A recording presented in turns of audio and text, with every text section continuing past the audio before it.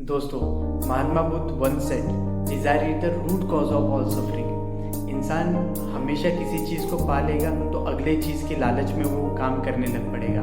इंसान कभी खुद की ज़िंदगी सेटिस्फाई तरीके से नहीं जी सकता। आज वो किसी एक आर्टिकल को पा लेगा, कल को अगले आर्टिकल के सपने सजो के बैठ जाएगा। इंसान कभी भी लाइफ में सेटिस्फाई नहीं होता है।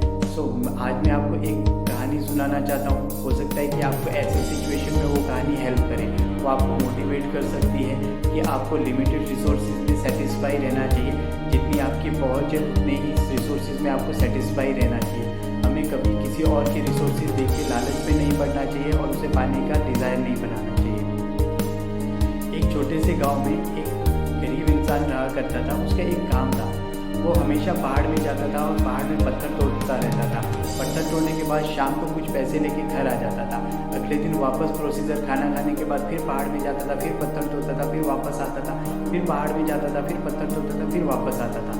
एक दिन पहाड़ में जाने के बाद उसे ज़्यादा काम करना पड़ जाता है और वो थक जाता है। और जाते जाते बीच रास्ते में एक बड़ा सा घर देखता है। घर को देखने के बाद फिर उसका डिज़ायर था कि वैसा ही घर मैं कभी बनाऊँ। तो वैसे वो डिज़ायर लेके वो घर चला जाता है और घर पे खाना खाने के बाद वो सो जाता है। इस बार वो अपने सपने के अंदर भी अपने काम करने के जगह से वापस आ रहा होता है और वापस आते आते उसी घर को देखता है जिस घर को उसने थोड़ी देर पहले रियलिटी में देखा था। उस घर को देखता है। काश देखने के बाद सोचता है कि काश मेरे पे कुछ ऐसी शक्तियाँ आ जाती, काश कि मैं जो सोचता वो मैं पा लेता, जो मैं सोचता वो मैं पा लेता, काश ऐसी शक्तियाँ मेरे अंदर आ जाती। और जाते जाते वो सोच रहा था कि ये जो इतना बड़ा सा घर है, काश ये घर मेरा होता। और असल में वही होने लग पड़ता है, वो घर उसका हो जाता है। वो यकीन नहीं कर पाता है कि अभी अभी मैं बाहर खड़े खड़े मैं ये सोच रहा था कि ये घर मेरा हो जाए। अब देखो अचानक से ये घर मेरा हो गया। वो बहुत खुश होता है, घर में इधर उधर घूमता है, बहुत खुशियाँ मनाता है। अब जैसे ही वो अपने बालकनी में आता है, नीचे देखता है कि बहुत लोग शोर शराबा मचा रहे हैं। बहुत लोग शोर शराबा मचा रहे हैं। उसी के बीच में कुछ लोगों ने एक आदमी को कंधे के ऊपर बिठा के रखा है और वो आदमी हाथ हिला रहा है, सभी को हाय कर रहा है। वो एक पॉलिटिशियन होता है। ये देख के उसकी खुशियाँ ज़्यादा टाइम तक रही नहीं। वो देखता है कि यार ठीक है, मैंने घर तो देखा नहीं, घर में मेरे पास घर तो है, बट ये जो सामने आदमी है ये मुझसे ज़्यादा ताकतवर लग रहा है और ज़्यादा सेटिस्फाई भी लग रहा है। अब वो ये सोचता है कि काश मैं यही पॉलिटिशियन होता तो कितना मज़ा आ जाता। और एकदम से वो पॉलिटिशियन भी बन जाता है। अब पॉलिटिशियन बनने के बाद क्योंकि वो खड़े धूप में अपने चुनाव का प्रचार कर रहा होता है तो उसे चक्कर आ जाता है। चक्कर आने के बाद वो गिर जाता है और जैसे पानी पीने के बाद या फिर छींटे लगाने के बाद उसे होश आता है तो वो सोचने लगता है यार पॉलिटिशियन की लाइफ भी इतनी आसान नहीं है, उसे कितना धूप में रहना पड़ता है। ताकतवर तो ये सूरज है, ताकतवर तो ये सूरज है जिसकी रोशनी के कारण ये आदमी भी बेहोश हो गया और सारी की सारी दुनिया चलती है। सो अचानक से उसकी वो विश भी पूरी हो जाती है और वो सूरज बन जाता है। अब वो बहुत सेटिस्फाई फील करने लग पड़ता है और वो देख रहा होता है कि सारी की सारी सृष्टि मेरी ही रोशनी के कारण चल रही है। अब वो बहुत खुश होता है। थोड़ी ही देर में उसकी खुशी खत्म हो जाती है।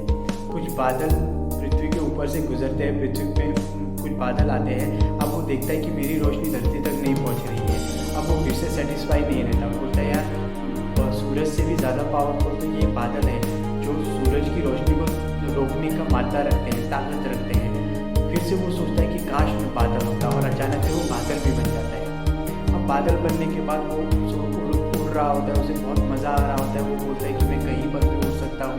धीरे धीरे उसको एक चीज़ रियलाइज़ होती है कि वो अपनी मर्जी से नहीं उड़ पा रहा है। तो वो हवा के भरोसे बैठा है, जहाँ को हवा उसे ले जाती है वो वहाँ को चला जाता है। ये देखने के बाद बोलता है यार नहीं, बादल नहीं, काश में हवा होता।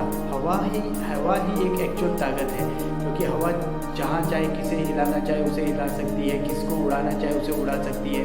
काश में हवा होता।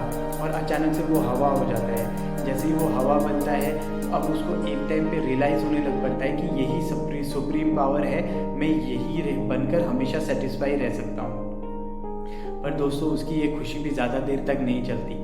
अब जैसे वो हवा उड़ते उड़ते एक जगह एक बड़े से पहाड़ के पास पहुंचती है, वो पहाड़ को जोर से धक्का मारने की कोशिश करती है। वो चाहती है कि मैं इस पहाड़ को गिरा दूँ। बट जितने कोशिश करने के बाद भी वो पहाड़ को हिला तक नहीं सकते हैं। जिस टाइम वो पहाड़ हिलता नहीं है, अब वो सोचता है यार नहीं, ये जो पहाड़ है असल में इसकी ताकत देखो, ये तो किसी हवा के झोंके से हिल तक नहीं रहा है, असल पावर तो इस पहाड़ में है, काश में ये पहाड़ होता।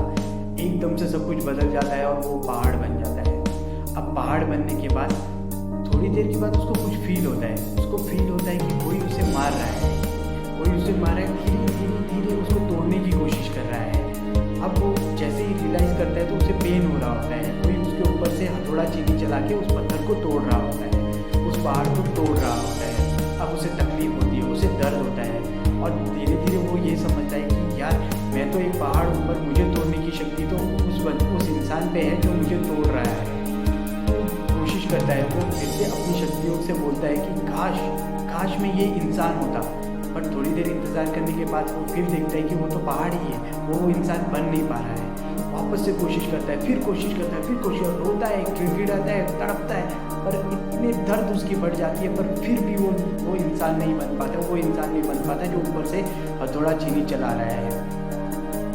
दर्द उसका इतना बढ़ने लग पड़ता है कि एकदम से उसकी नींद खुल जाती है और नींद खुलने के बाद वो एकदम से अपने आप को आगे शीशे में देखता है और रियलाइज़ करता है वो इसीलिए वो इंसान नहीं बन पा रहा था क्योंकि वो सपने में जो पहाड़ बना था असलियत में वो वही इंसान है।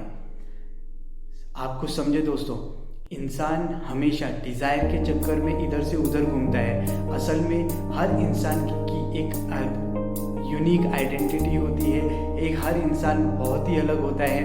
अपनी काबिलियत को समझो, आप ही सबसे अलग हो। हमेशा खुद बनने की कोशिश करो, अपने सेल्फ रिस्पेक्ट को सबसे ऊपर रखो। किसी चीज़ की कॉपी करने की ज़रूरत नहीं है, आप खुद एक यूनिक कॉपी हो।